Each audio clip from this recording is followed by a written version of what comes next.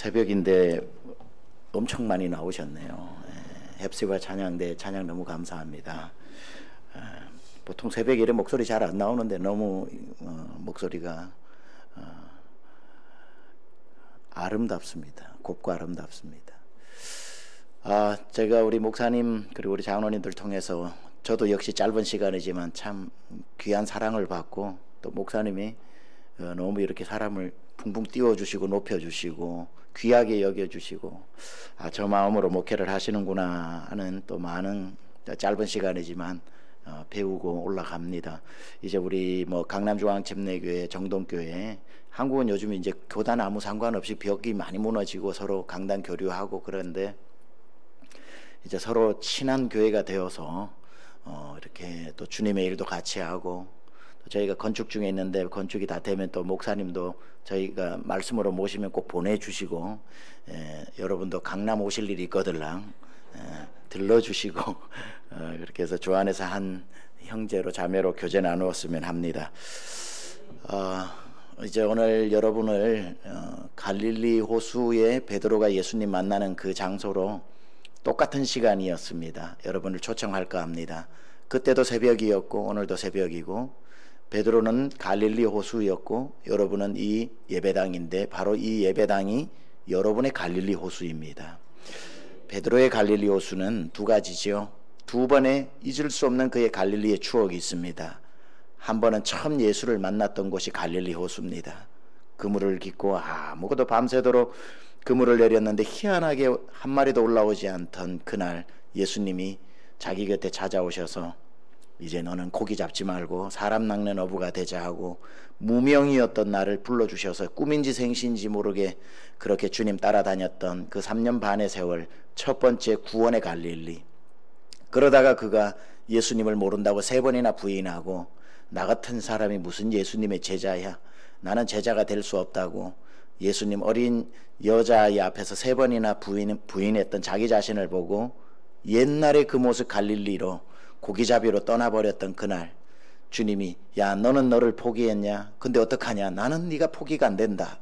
그러고는 다시 갈릴리로 부활하셔서 찾아오시고 두 번째 오늘 베드로와 예수님이 만나는 두 번째 갈릴리니 이것을 저는 회복의 갈릴리라고 표현합니다. 첫 번째 갈릴리는 구원의 갈릴리, 두 번째 갈릴리 오늘 요한복음 21장은 바로 베드로를 다시 불러 회복시키시는 회복의 갈릴리인데 이 회복의 갈릴리를 통해 가지고 예수님이 오신 목적은 이제 그를 열방의 사도로 하나님께서 보내시기 위해서 찾아오신 그 아침의 갈릴리입니다. 그래서 오늘 여러분이 다 새벽 예배 나오실 정도면 구원의 갈릴리는 경험하신 분들이고 이 새벽이 이 베드로의 두 번째 갈릴리처럼 이 아침이 두 번째 회복의 갈릴리의 아침이 될 수 있기를 축복합니다. 그 예수님이 오셔서 우리가 잘못하고 1000번 만번 넘어져도 넘어진 것 때문에 하나님은 우리를 야 너 안 되겠다 하고 용도 폐기시키시는 것이 아니라 우리 하나님은 우리 예수님은 전문가신데 무슨 전문가시냐면 고쳐 쓰는데 전문가십니다. 그래서 우리는 뭐 고칠 힘이 없으니까 하다가 새로 사지 뭐 그러고 이렇게 버릴 수도 있겠고 뭐 유통기한도 있고 그렇지만 하나님이 쓰실 때는 유통기한이 없습니다. 80된 모세도 하나님은 얼마든지 사용하실 수 있고 그래서 여기 한 분도 주님이 쓰시고자 할 때에 아이고 이제 무릎도 말도 안 듣고 계단 올라가는 것도 힘들고 이제 여기 본당이 2층인데 이제 1층 있는 교회로 가야 할지도 모르겠어요. 이런 말 하지 마시고 하나님은 평생 여러분 유통기한 없이 끝까지 사용하실 줄 믿습니다. 그래서 수명 다하는 데서 죽지 않고 사명 다하는 데서 죽으라는 말이 있는데 여러분이 이 정동교회가 여러분의 갈릴리요 여러분이 평생 유통기한 없이 하나님 쓰시고 또 몸이 아프면은 하나님 고쳐 쓰시고 만약에 물질 때문에 이 일 저 일 해야 돼서 교회 올 시간 없으면 하나님이 그걸 채워주셔서 또 오게 하시면서 끝까지 고치시는 하나님 앞에 회복되셔서 한 번도 여러분이 주님의 일을 못하는 일이 없고 끝까지 쓰임받기를 축복합니다.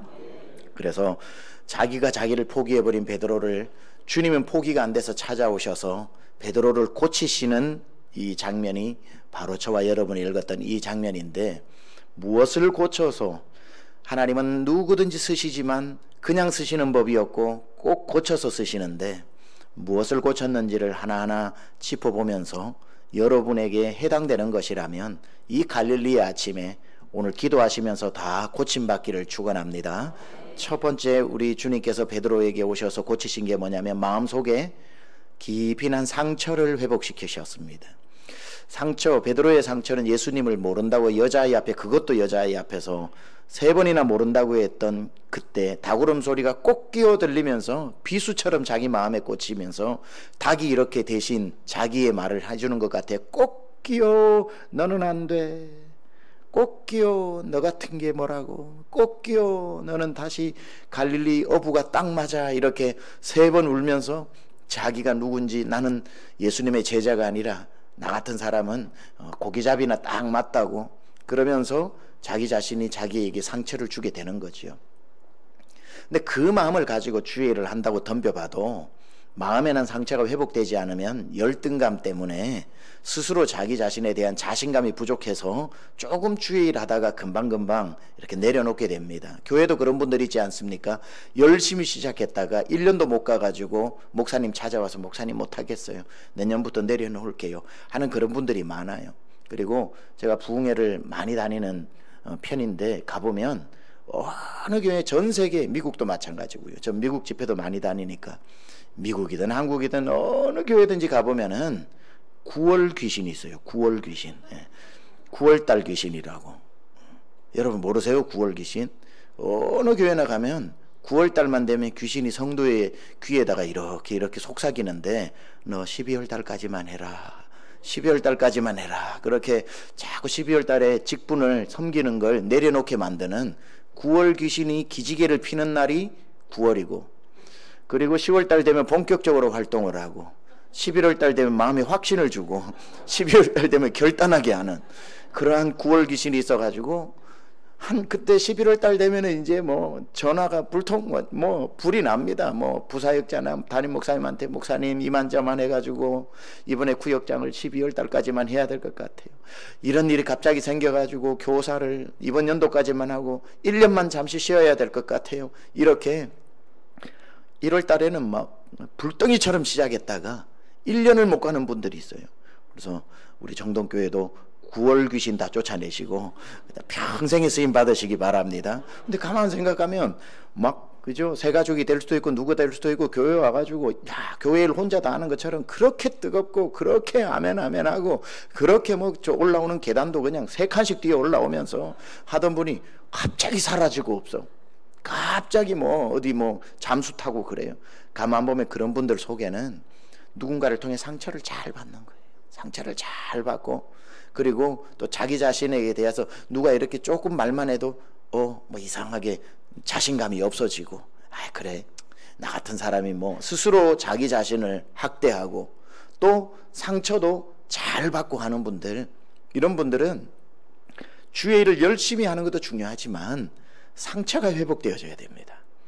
그래서 누가 대충 어떤 말을 해도 마음에 호심경을 붙이고 진리의 띠를 띠고 구원의 투구를 쓰고 평안의 복음의 신을 신고 성령의 검을 가지고 믿음의 방패를 가지고 쫙 나가야지 언제까지 마귀가 사람들을 통해서 쏘는 화살에 맞아서 매일 피 흘리고 삽니까? 그러니까 베드로도 나는 안 돼, 나는 안 돼. 나 같은 게 여자 앞에서도 부인했는데 내가 앞으로 어떻게 로마에 가서 로마 병정 앞에서 예수를 전하라 그래. 안 돼 하고 옛사람으로 돌아가 버리니까 주님이 그거 가지고 안 되겠다고 찾아오셔가지고 똑같은 새벽 시간에 그 가야바의 뜰에 모닥불 피워놓은 그 새벽 시간, 닭울음 울기 일보 직전 그 동이 트는 새벽 시간에 예수님이 오늘 갈릴리를 시간 맞춰 찾아오시지요. 그리고는 고기도 잡지 못한 베드로를 불러가지고 고기를 잡았느냐, 와서 배나 채우라 하고 가보니 똑같은 그 새벽녘에 그날 아침 그 모닥불을 피워놓으시고, 어쩜 우리 주님 잔인하시기도 하지 주님 모른다고 부인했던 그날을 그대로 재현을 하시는지.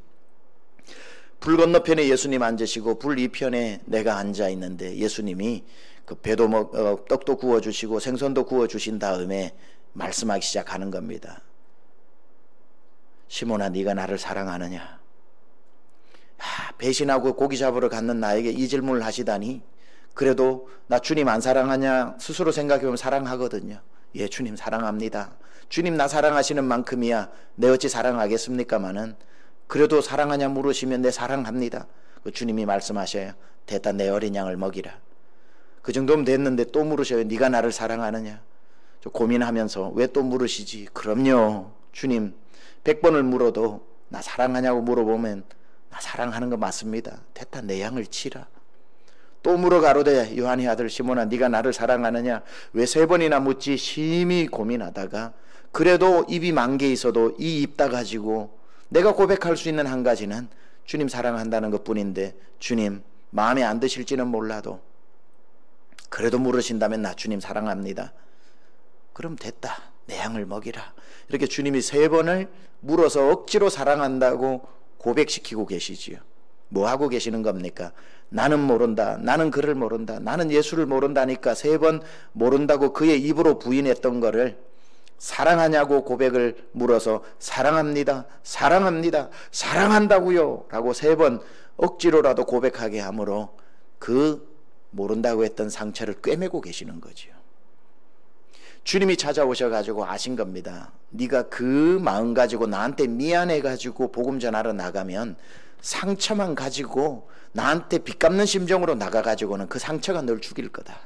상처 때문에 좀 가다가도 조금만 난관이 있어도 아이고 내가 참 베드로지, 어린아이 앞에서도 모른다고 했던 사람이지 하고 금방 하던 일 내려놓고 금방 누가 말하면 열등감 때문에 불같이 또 베드로같이 성격이 또 얼마나 대단합니까? 화내고. 그래서는 안 되겠기에 주님이 가장 먼저 치료하신 것이 상처라는 겁니다. 여러분, 주님의 일을 가슴 뜨거워서 구원의 감격만으로 시작하면 1년도 못 가요. 매일매일 여러분들이 정말 주님 앞에 갈릴리 호숫가에 여러분이 나오셔서 상처를 계속해서 주님의 사랑으로 주님 사랑한다 고백하고 주님 사랑 고백한다 고백하면서 여러분 안에 상처가 다 녹아져 내리기를 축원합니다. 이 우리 안에 나 있는 상처, 그 가시나무라고 하는 시인과 촌장의 노래도 있죠.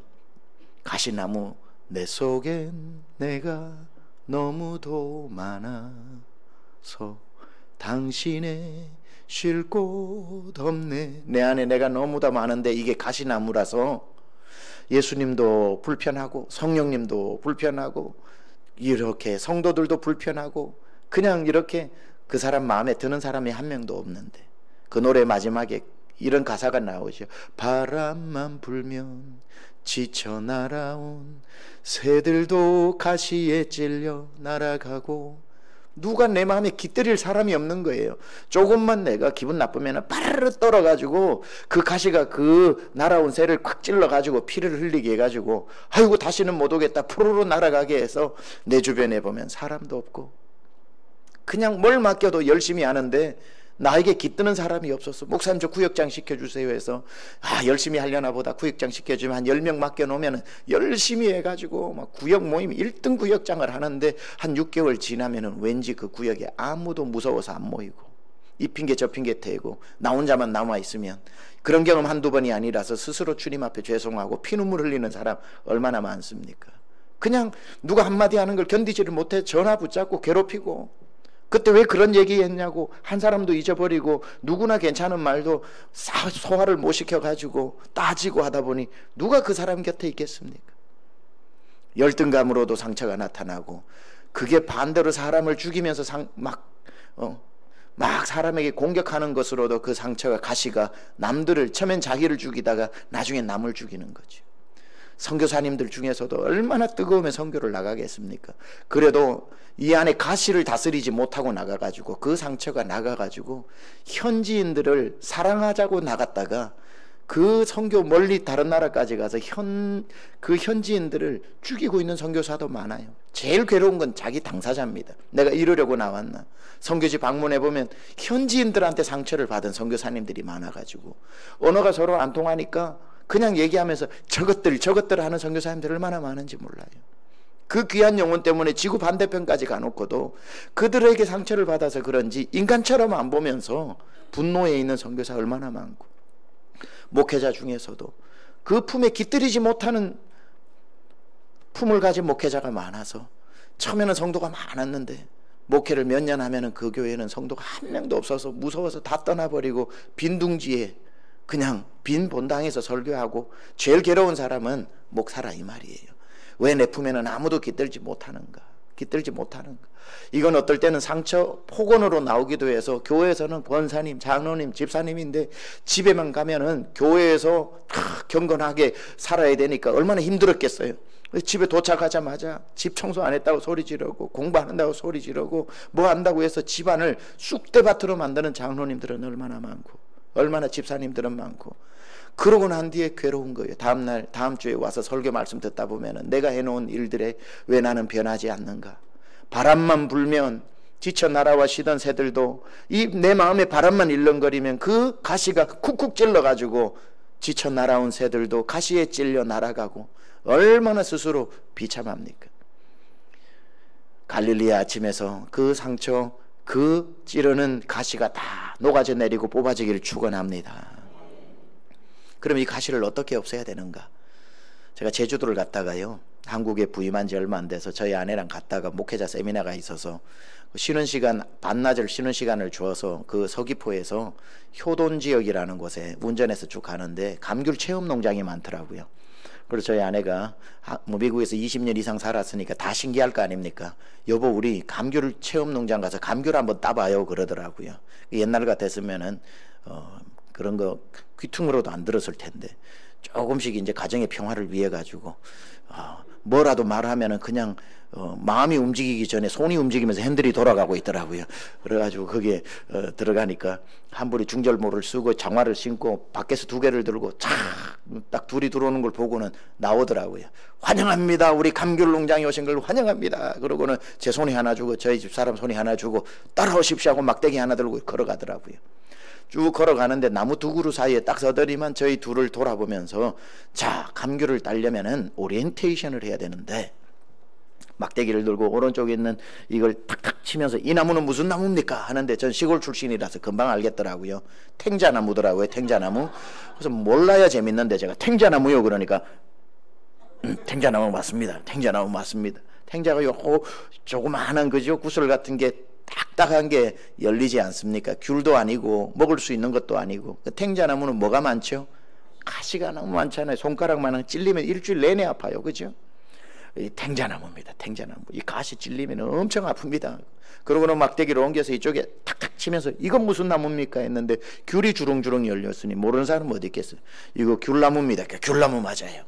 자, 뒤를 돌아보세요 하는데 뒤를 돌아보니 수천 그루의 이제 귤나무가 있어요. 그분이 서울에서 교수로 40년 하시다가 은퇴하시고 내려와서 부모님 물려준 농장에서 감귤 체험 농장을 하는데 서울에서 대학생, 고등학생, 중학생들도 다 내려온다고 이렇게 본인을 설명하면서 저 뒤에를 보세요 하면서 몇 천 그루에 주렁주렁 달린 귤나무를 보여주는데 저 귤나무가 사실 전부 다 탱자나무였습니다. 그러더라고요.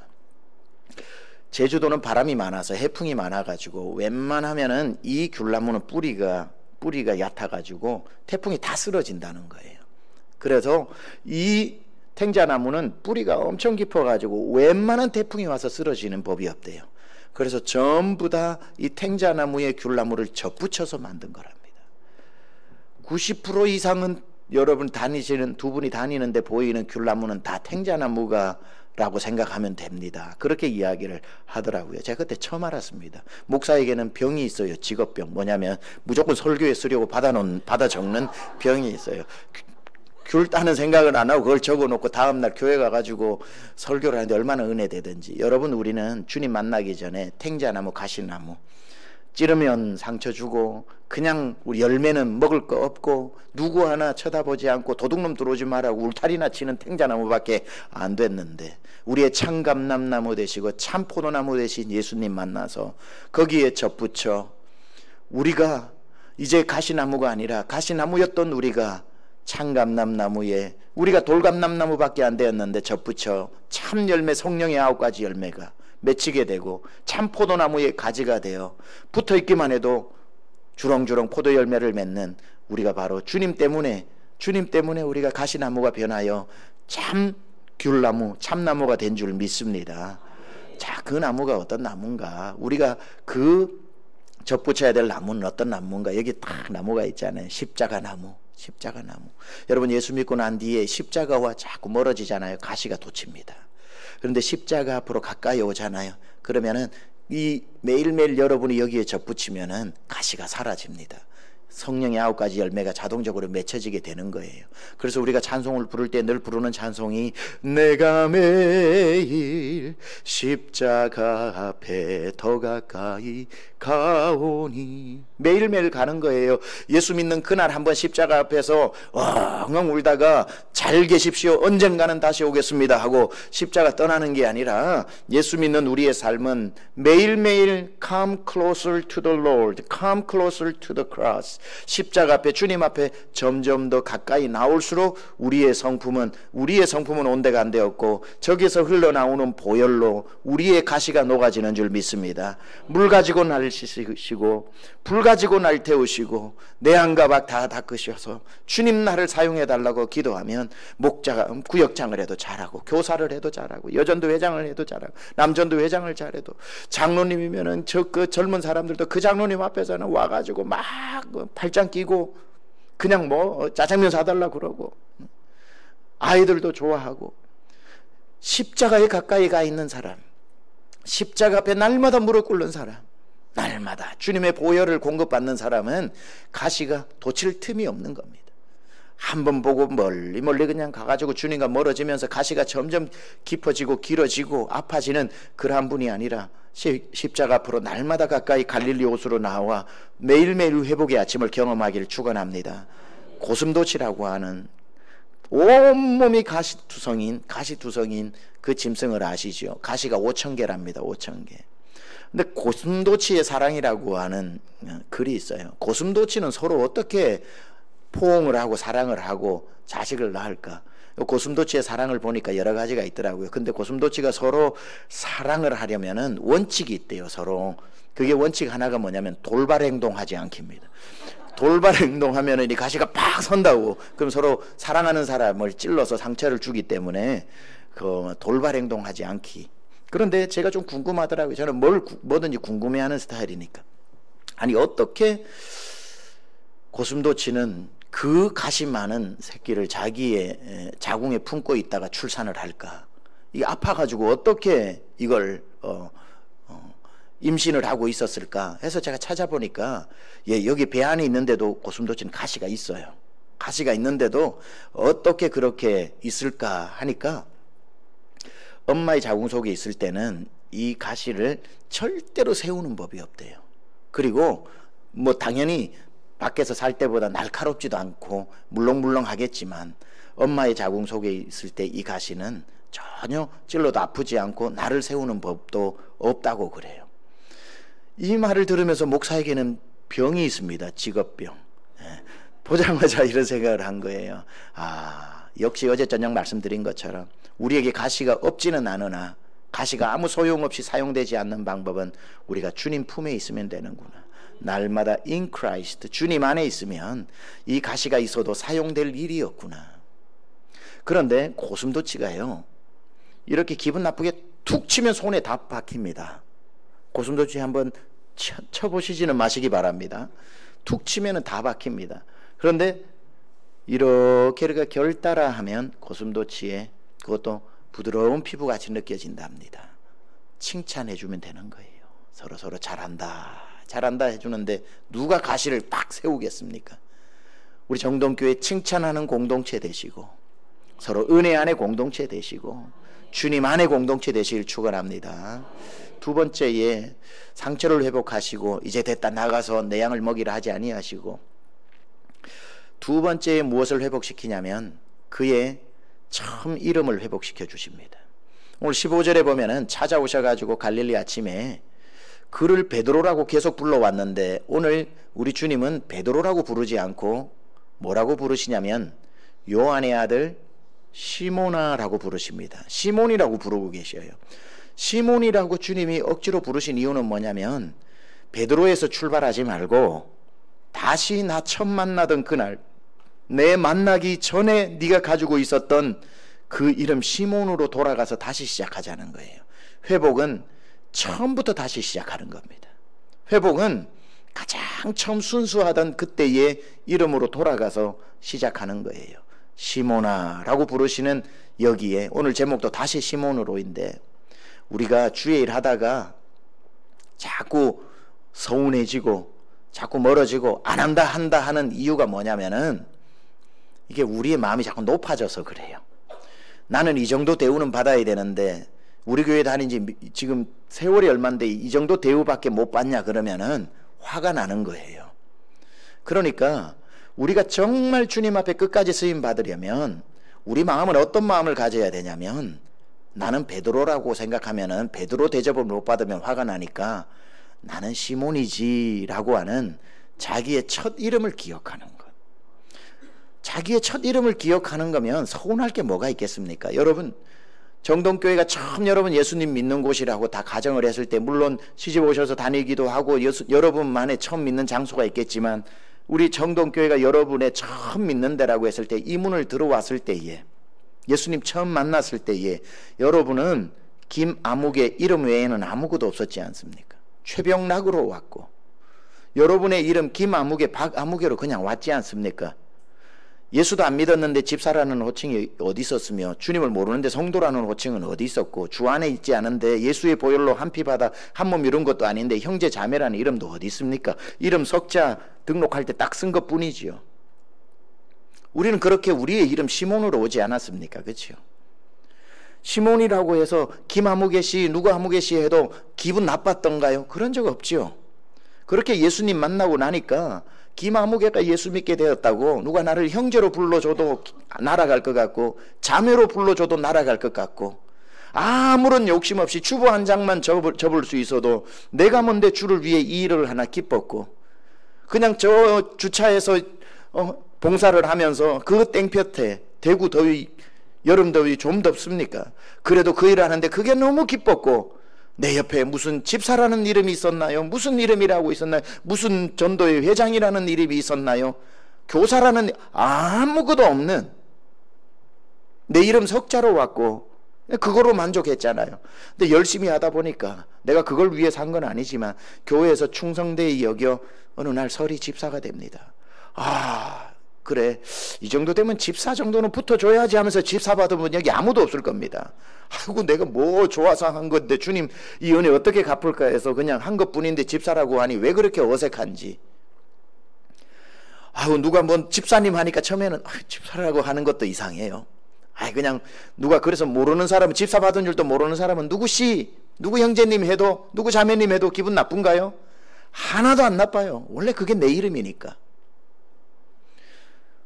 열심히 한 것뿐인데 어느 날 갑자기 교회에서 여성도님들은 이제 권사님 돼야 된다고. 그래서 여러분 여기에 권사님들 잘 한번, 귀하신 분들 한번 돌아보셔요. 권사 직분 받기 전날 밤 여러분이 혼자 집에 누워가 천장 보면서 하나님한테 이렇게 하신 분이 있습니까? 하나님, 사람 한번 잘 보셨습니다. 우리 교회 내가 권사 안 되면 누가 권사 됩니까? 그럼요. 드디어 내가 권사가 되는군요. 그러면서 그냥 그날 밤에 웃으면서 그냥 언제 아침이 오나, 빨리 아침이 와야 미장원 가가지고 머리 훅까지 올리고 한복 입고 내가 서가지고 권사임직 받는데 기다려서 받는 분은 아무도 없었을 겁니다. 여기 장로님들 정말 와보니까 너무 훌륭한 장로님들, 목사님, 장로님 훌륭하면 교회는 저절로 훌륭한데, 장로님들 너무 귀하신데, 이 중에 장로님들, 아니 대한민국 전체 그 어느 교회 장로님 중에도 이런 분 없습니다. 장로 장립 받기 전날 방에 누워가지고 배 쓰다듬으면서 천장을 보고, 하나님, 사람 한번 잘 보셨습니다. 사람 한번 잘 보셨습니다. 우리 교회 나 아니면 누가 사실 장로가 됩니까?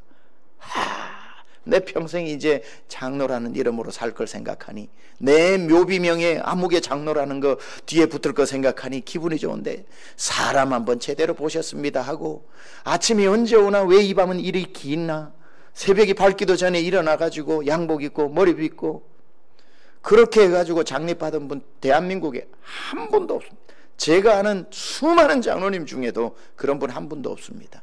다 장로 받기 전에 교회에서 그렇게 내정이 되어졌을 때에 전화기를 수십 번도 한 달간 들었다 놨다 장로가 되면은 내 집보다 교회 먼저 챙겨야 되는데, 교회가 어려울 때는 내 집을 팔아서도 교회를 지켜야 되는데, 어떤 장로님은 교회에 물이 새니까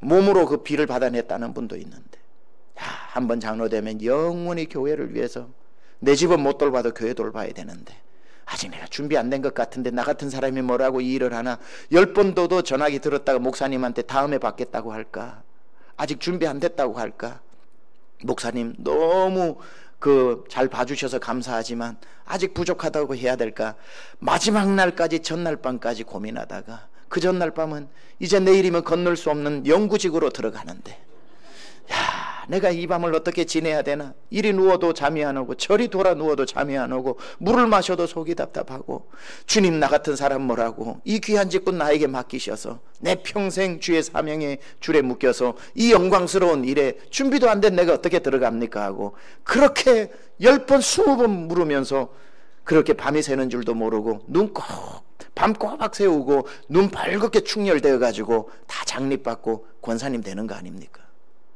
그렇게 장로 되고 권사님 되고 집사님 되고 해서 사는데, 내가 어떻게 받은 장로인데 만약에 집사가 내가 장로인 줄도 모르고 집사님하고 부를 때 기분 나빴나요? 기분 하나도 안 나빠요. 왜냐하면 나도 나를 아직까지 부족하다 생각을 하는데, 장로라고 부르면 어떻고, 부르다가 어머 죄송해요 장로님 받으셨는데 내가 까먹었네요 그러면, 그러니까 말이야 이런 분 누가 있어요? 아이고 장로면 어때고 집사면 어때, 아무렇게나 불러. 권사면 어때고 집사면 어때, 아무렇게나 불러. 그러잖아요. 받았을 때 한 1, 2년은. 그러다 한 5년 정도 내 이름보다도 더 익숙해지던, 직분 이름이 더 익숙해지던 날, 누가 모르고 새로운 가족이 나를 집사님하고 부르면 장로님의 마음에 뭐란 말하기는 뭐한데 기분이 썩 좋지가 않아. 왜 그리 마음이, 요새 우리 교회 젊은 집사들은 누가 우리 교회 장로인지 아닌지 교육 안 시키나 싶기도 하고 그런 거죠. 시몬이 처음 예수님을 만났을 때 시몬이었습니다. 근데 조금 지나니까 베드로라는 이름을 주셨어요. 한 것도 없는데. 그때부터 성경은 시몬 베드로라고 쓰고 있습니다. 시몬 베드로라고 해줬는데 베드로가 뭐라고 생각하냐면 나는 감당치 못한다 그랬거든요. 그랬을 때에 시몬 베드로여서 사람들이 당신 이름 뭐요? 그랬을 때에 시몬이 자기를 이렇게 소개합니다. 저 이름은 시몬 베드로입니다. 이래요. 왜냐하면 사람들이 네가 뭐야 베드로냐 이럴까봐, 자기가 자기를 아니까. 근데 물리를 걸어버렸네. 오병이어에 막 동참을 했네. 변화산도 한번 올라갔다 내려왔네. 이러다 보니까 베드로 만나보다 생각을 하는 거예요. 그러니까 이제는 내 옛날 이름을 아는, 저건 누구 집 아들이야, 이게 싫은 거예요. 그래서 복음서를 보면은 시몬 베드로인데 액센트가 바뀌어요. 당신 이름 뭐요? 그러니까 이제는 옛날 이름이 부끄러워가지고 시몬 베드로입니다 이러고 있어요. 뭐라고요? 그러니까 시몬 베드로입니다. 그러니까 앞자가 안 들리는데 뭘 앞자까지 알려고 그래. 베드로만 알면 되지. 그러다가 복음서 뒤에 가면은 시몬이 사라집니다. 베드로라고 기록되어져요. 그래서 그럼 이제 나는 베드로지 하는 그날이 언제냐면, 기고만장했을 때 예수님에게 사람 많이 보이시죠? 그거 아세요? 이 사람 다 주를 버릴지라도 기억하세요. 나는 안 버립니다. 베드로라고 생각했던 정점의 날에 주님 그때 말씀하시죠. 오늘 다 굴기 전에 네가 나를 3번 부인하리라. 내가 베드로라고 철석같이 믿는 그날이 가장 위험한 날인 겁니다. 선줄로 생각할 때 넘어질까 조심하라. 5시간도 채 못 지나 그가 여자아이 앞에서 무참하게 넘어지는 베드로라고 하는 그 어이없는 이름에 자기 자신이 실망하게 되는 거죠. 저도 갑자기 미국에서 섬기던 교회가 갑자기 문을 닫게 되면서 강제로 제가 10명 남은 성도와 함께 개척을 하게 되어서, 전도사였던 제가 한 달 만에 지방에 시치를 받고 목사가 됐습니다. 한 달 만에 목사가 됐으니 목사라는 이름이 얼마나 어색했겠어요. 우리 성도님이 목사님하고 불러도 제 뒤에 진짜 목사님이 있는 줄 알고 가버렸다니까요. 그러니까 야 목사 되더니만 불렀는데 아는 척도 안 하더라도 오해하기도 하고, 나도 내가 목사가 아닌데 누구가 불러가지고. 그리고 또 초심을 지키라고 성도님들 중에는 목사 한 수를 받았는데도 1년간 전도사님이라고 불러주는 분이 계셔요. 그런 사명감을 가진 분들이 있어요. 틀림없이 다 기억하고 있는데도 일부러 옛날 전도사님이라고 불러서 너의 초심을 지키라고 끝까지 초심 지켜주는 사명을 가진 분이 계셔요. 제 초심 제가 지킬 테니까 여러분 초심은 여러분 잘 지키시면 됩니다. 그런데 그것도요, 한 몇 년 지나고 나니까 이름보다 더 익숙해지고, 최병락 뒤에는 목사가 당연히 붙어야 되고, 목사님들 100명 있어도 누가 한 명 지나가다가 목사님 하면 그 100명 중에 그냥 목사님 했는데도 나 부르는 줄 알고 예 하고 대답하고 있고, 그 이름이 직책이 이름보다 익숙해질 때 가장 위험한 거겠지요. 날마다 우리는 목사도 누구도 상관없이 갈릴리 호수에서 나는 시몬밖에 되지 않는 사람입니다. 나는 시몬밖에 되지 않는 사람입니다. 하나님 앞에 자기의 시몬됨을 기억할 때 높아지던 마음도 제자리 찾고, 처음 여러분이 귀한 직분, 정말 천사도 흠모하는 집사, 권사, 장로, 교사, 그 여전도회 회장이라고 하는 천사도 받고 싶어도 못 받는 흠모하는 직분을 받았던 거 영광스럽지만, 그 직분을 귀히 여기되 우리의 마음만큼은 첫 문을 열고 들어오던 그날의 마음을 가져야 되는 거지. 나는 시몬이었습니다. 그리고 나는 지금도 시몬일 뿐입니다. 주님, 나는 그냥 시몬입니다. 그냥 최병락인 겁니다. 세 번째 무엇을 회복시키는가 봤더니만, 베드로에게, 이 시몬에게 찾아오셔서 주님을 사랑하는 마음을 다시 회복시켜 주십니다. 여러분, 주님 사랑하시는 분만 아멘 합시다. 예전처럼 똑같이 그 사랑 식어지지 않기를 축원합니다. 오늘 예수님이 찾아온 목적은 분명해 보입니다. 양을 맡기기 위해 오셨습니다. 내 양을 먹이라, 내 양을 치라, 내 양을 먹이라 하시는 걸 보니까 양을 맡기기 위해서 오신 게 분명해요. 그렇다면 대화는 이렇게 흘러가야 되거든요. 시몬아, 내가 널 찾아온 이유는 이제 너를 버리지 않고 다시 고쳐서 쓰려고 왔는데, 여기에 내가 양떼들을 너에게 맡기려고 왔다. 성도들이겠죠. 그러면은, 그러시군요. 주님 감사합니다. 네가 양을 치는 목자가 되려면 물어봐야 할 게 있다. 너한테. 뭔데요? 너 이 양들을 사랑하냐? 그럼요. 다행이다. 그럼 내 양 좀 먹여다오. 이렇게 해야 대화가 흘러가는 게 맞는데, 오늘 대화는 희한해요. 내가 너를 찾아온 이유가 있는데 양을 좀 맡기려고 왔다. 주님, 저에게 다시 기회를 주셔서 감사합니다. 그런데 네가 이 양을 잘 치려면 너에게 물어봐야 될 게 있다. 뭔데요? 너 나 사랑하냐? 이렇게 묻고 있는 거예요. 너 양 사랑하냐고 안 묻고, 양을 맡기려면 양 사랑하냐고 물어봐야 정상인데, 양을 맡긴다고 하시면서 그 전에 물어볼 게 있다. 뭔데요? 너 양을 치려면 나 사랑하냐? 요한의 아들 시몬아, 네가 나를 사랑하느냐 묻고 있는 거예요. 아주 특이한 대화죠. 우리는 주일학교 교사를 하려면 아이를 사랑해야 된다고 생각을 합니다. 구역장을 하려면 구역 식구를 사랑해야 된다고 생각합니다. 맞습니다. 당연히 그건 기본인데요, 주님은 우리에게 그걸 먼저 묻지 않으셔요. 너 나 사랑하느냐고 묻고 계신다는 거예요. 여러분, 주님을 사랑하는 마음이 있으면 주님이 사랑하는 사람은 자동으로 사랑하게 되어 있는 겁니다.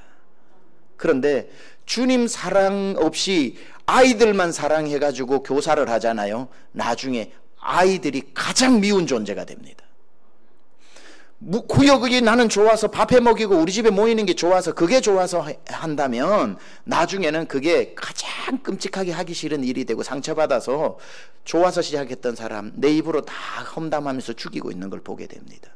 왜 옛날에는 쉬웠던 일이 이제는 왜 이렇게 힘들어서 9월만 되면 내려놔야지 하는 생각이 드는가? 그건 사람이 바뀌어서 그런 게 아니라 주님 사랑하던 그 마음이 식어서 그런 겁니다. 그래서 해야 될 일은 하던 일 이제 힘들다고 내려놓는 게 아니라, 그때쯤이면 옛날에는 이거 하나도 안 힘들었는데, 이 일 하는 게 하나도 안 힘들었는데 왜 내가 이렇게 힘들어졌을까? 내려놓을 때가 되었구나가 아니라, 주님과의 사랑이 식었구나. 내가 주님 앞에 다시 예배당에 가서 불 꺼진 예배당에 울면서 주님의 사랑을 회복해야 되는 거구나. 사랑합니다 나의 예수님, 사랑합니다 아주 많이요. 밤새도록 울면서 그 찬양 부르면서, 주님, 내가 주님 사랑이 식어져서 뭘 해도 힘들어요. 뭘 해도 힘들어요. 집에 가도 집이 지옥 같고, 교회 와도 내 맡은 일을 하려면 공황장애가 올 것 같고, 뭘 해도 재밌는 일이 없어요. 그래서 주님 사랑 내게 부어주시기를 원합니다.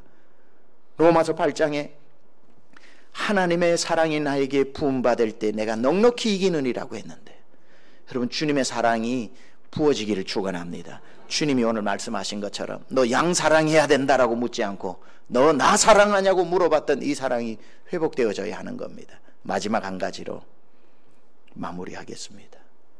무엇을 회복시키시는가?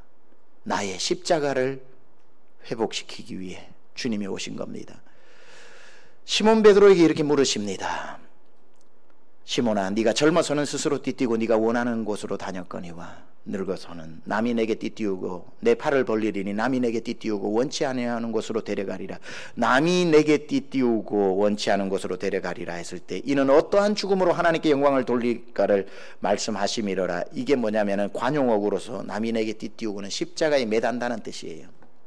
그러니까 네가 이제 오늘 찾아와서 내가 너를 회복시킨 이유는 네가 양을 먹이기 위해 로마도 가야 되고 어디도 가야 되는데 너의 마지막은 네가 남이 내게 띠띠우고 진짜 원치 않은 곳으로 네가 끌려가 그 죽음을 맞이하게 될 것이다. 베드로가 직감적으로 내 죽음이 평범하지 않겠구나. 실제로 그는 십자가에 거꾸로 못 박혀 죽었지요. 그런데 내 십자가가 진짜 무거운 십자가구나 라는 생각을 하면서 그래도 주님 날 버리지 않고 이곳까지 찾아와서 날 회복시켜 보내시는데 아무리 무거운 십자가 내 마지막에 비참하게 주님보다도 더 험악하게 십자가에 달려 죽는다고 하더라도 내 몫으로 주신 이 십자가 내가 어떻게 다시 찾아온 기회인데 모른다고 할까? 주님 걱정하지 마십시오. 내게 주신 아무리 무거워도 이 십자가 내가 지고 가겠습니까지 딱 했는데 다는 안 했어요. 가겠습니까지 딱 했는데 순간적으로 내 눈에 들어오는 한 사람이 있는 거예요. 예수의 품에 의지하여 주여 주를 파는 자가 누구오니까 해서 3년 반 동안 지낼 때에 언제나 예수님 품에 딱 안겨서 이렇게 사랑받던 제자, 별명도 주의 사랑하시는 제자라고 부름받았던 요한이 딱 눈에 들어오는 거예요. 그래서 아무리 험해도 내 십자가 지고 가겠습니 하다가 요한의 십자가가 궁금해지는 거예요. 그래서 이렇게 묻습니다. 그런데 주님, 저 사람은 어떻게 죽습니까? 이렇게 물어요. 저 사람은 어떻게 되겠사옵나이까? 하니까 주님의 말씀이 이제 이 말씀인 겁니다. 21절에 이에 베드로가 그를 요한을 보고 예수께 여짜오되 주님, 이 사람은 어떻게 죽습니까? 어떻게 되겠사옵나이까? 22절에 예수께서 이르시되 내가 다시 올 때까지 그를 죽이지 않고 살려두고 머물게 하고자 할지라도 그게 내게 무슨 상관이냐? 그게 너와 무슨 상관이냐? 그리고 뭐라 그러셔요? 너는 내가 지금 말한 너의 십자가를 지고 나를 따라오너라. 여러분, 이 말씀으로 도전하고 마칩니다. 각자의 십자가가 있는 거예요. 각자의 십자가가 있는 거예요. 남의 십자가를 보고 내 십자가의 길이와 무게를 재지 마십시오. 주님 말씀하시잖아요. 베드로야, 나는 지금 네 십자가를 얘기하고 있는데 왜 너는 요한의 십자가를 궁금해하냐? 왜? 쟤는 안 죽는다, 쟤는 십자가 없다 그러면 방금 지겠습니다 했던 그 말이 기분 나빠서 너도 십자가 던져버릴 참이냐? 왜? 저 요한은 너보다 2배는 험악하게 죽는다 그렇게 설명하면 그때야 가슴 쓸어내리고 다행이다 하고 지고 갈 거냐? 너보다 짧으면 너도 톱 가지고 십자가 잘라버릴 거고 너보다 무거우면 그때 기분 좋게 지고 갈 거냐? 그의 십자가와 너의 십자가가 도대체 무슨 상관이 있느냐? You take up your own cross. 너는 너의 십자가를 지고 then follow me. 나를 따라오너라. 우리가 주의 일하고 교회 일하면서 시험 들 때가 언제입니까? 나보다 더 쉬운 직분을 감당하면서 연말에는 더 크게 박수 받는 사람 아닙니까?